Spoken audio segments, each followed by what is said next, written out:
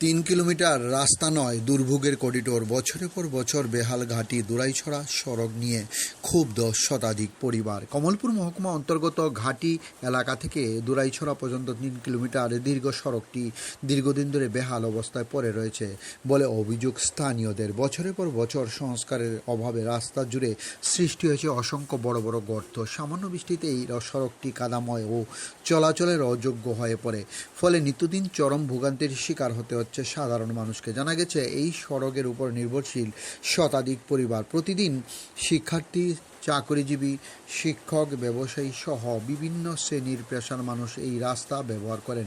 কিন্তু রাস্তার বেহাল অবস্থার কারণে স্কুল কলেজে যাতায়াত থেকে শুরু করে জরুরি চিকিৎসা পরিষেবা পাওয়ার ক্ষেত্রে অনেকটাই কঠিন হয়ে পড়েন।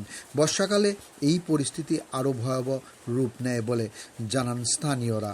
এলাকাবাসীদের অভিযোগ, বহুবার সংশ্লিষ্ট দপ্তর ও জনপ্রতিনিধিদের কাছে রাস্তা সংস্কারের দাবি জানানো হলেও এখন পর্যন্ত কোনো কার্যকর উদ্যোগ নেওয়া হয়নি। শুধু আশ্বাস মিলেছে, বাস্তবে কাজের কোনো অগ্রগতি দেখা যায়নি বলে দাবি সংশ্লিষ্ট এলাকার জনগণের। Report, Khowai Times Bangla.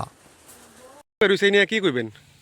রাস্তা খারাপ হইতে তো ভালো করে কোন লাগে। এটা কোন জায়গা? তা দুরাইছড়া। এই যে রাস্তাটা খারাপ হয়ে রয়েছে, এটা কতদিন ধরে খারাপ হয়ে রয়েছে? ও মা, 2-3 বছর হয়েছে তো। আপনারা জানাইছেন নি? হ্যাঁ দপ্তরে জানাইছেন? হ্যাঁ, জানাইছে তো, করছে না। এখনো ঠিক হয়েছে না? ঠিক আছে। আপনার অনেক কষ্ট হয় যাতায়াতে? হ্যাঁ, কষ্ট হয়েছে না, গাড়ি ওতে দদম দদম হয়, এরকম হয়ে যাবে।